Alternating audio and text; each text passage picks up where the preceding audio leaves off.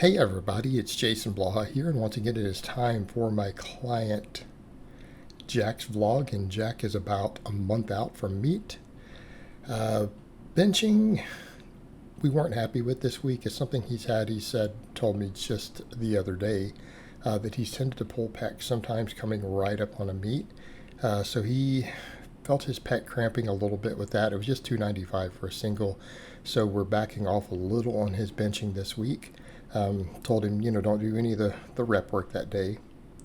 Let it rest, and then we come in, and on the second workout, we'll just do the 5x10, and then we'll come in and only bench heavy once a week going into the meet. All right, we want to let his pec heal up. The strength is already there. We just need to make sure he's good. Keep it dialed in. Squat, he did, I believe, 280 for an easy double. Right, he said it felt good, came into 2 reps, everything felt great, no issues. And I'm noticing though that we are risking him getting a little beat up at this point. Things are getting a little tougher in his training, because we have been going a little bit heavier going into his meet, and he likes his style of training. We have to watch that with this training style. Now, one of the upsides we have is, of course, that he has a reverse hyper now, which we got here. It's probably swinging a little bit too much. I'm going to want him to tighten that up a little bit as far as stopping that swing from it coming forward so far. And when people say, oh, do it strict, you can't.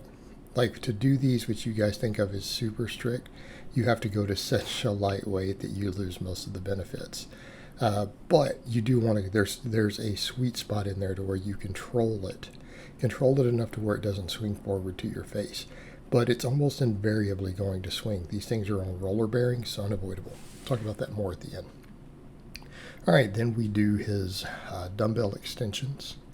All right, we do dumbbell extensions just to keep the triceps strong. All right. And this is kind of the follow-up to the benching. Things got sent a little bit out of order. I was trying to figure out his file order this week with everything. While talking back and forth about the pec, but it looks like what we've got is him doing his other supplemental work. So then we have that. We have some seal rows, and I think for him, I'm going to want to pull some of the pull-ups and stuff. I want to be very, very careful with pull-ups if he's starting to feel a little bit of a pec strain, and the reason is that they pull on the pecs and stretch them. So just something to be aware of with some of your chin-ups and pull-ups. So if we're getting a situation to where his pecs are feeling a little crampy, we're worried about overstretching them, worried about overuse, we even need to start watching stuff like pull-ups. Again, overuse is a real thing. It's a real thing. But we let him do some curls, and because he knew he's going to be short on footage this week, and listening to my voice, I sound like I'm coming down with something now that I hear myself talking in here. Hope I'm not getting a cold. But it sounds like I am starting to get one. But yeah, we let him do curls. All right, so we'll do rows. We do a little bit of curls. I only have him do curls once a week, mainly because he wants to do them. You guys know I don't really care about them these days or do them myself. More worried about triceps, more worried about forearms. Could really care less about biceps, and they'll grow from the rowing. My arms have gotten bigger in general. And for me, curls don't even seem to make them grow faster. I can do curls all the time, 15 sets a week for 6 months. It doesn't seem to change my biceps versus if I just cut them out. There's no difference. He noted this week he pulled on a stiff bar, right? Pulled on a stiff bar with calibrated plates, and he's like, man, that was heavy. It was 485 for a double. He's like, oh my God. And it's like, yep, that's the difference. But that's one thing I do. You guys will notice I pull on the calibrated plates all the time. All right. That puts you in a better place to know where you're going to be in competition. And it's not always for the reason that you think, because, your other plates might be heavier. The issue is the way that it balances on the bar, how much bar bend you get.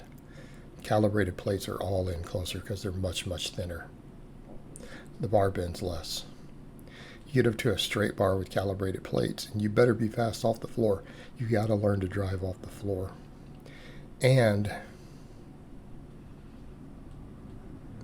it, again, lets you know where your strength really, really is. And that is something that's good to do. And he's been pulling with the bigger plates. And, it is something for people to be aware of.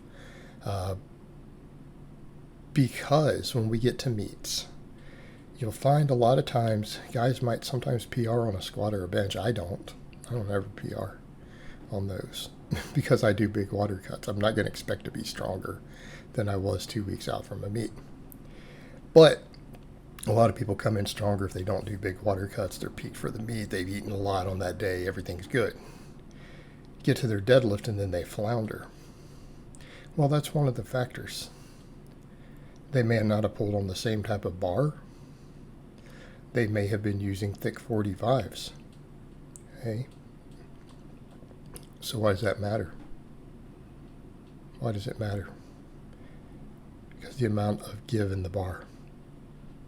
The bar bends less with calibrated plates. So in other words, your 500 pounds with calibrated plates is not the same as your 500 pounds with thick 45s, the big round iron plates.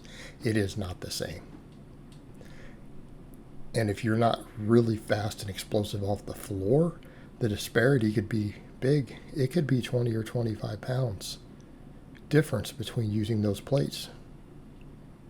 So if you've been used to pulling on a somewhat whippy bar and you've been using 45s, you know, you may have hit 550 at the gym as an all-out grinder.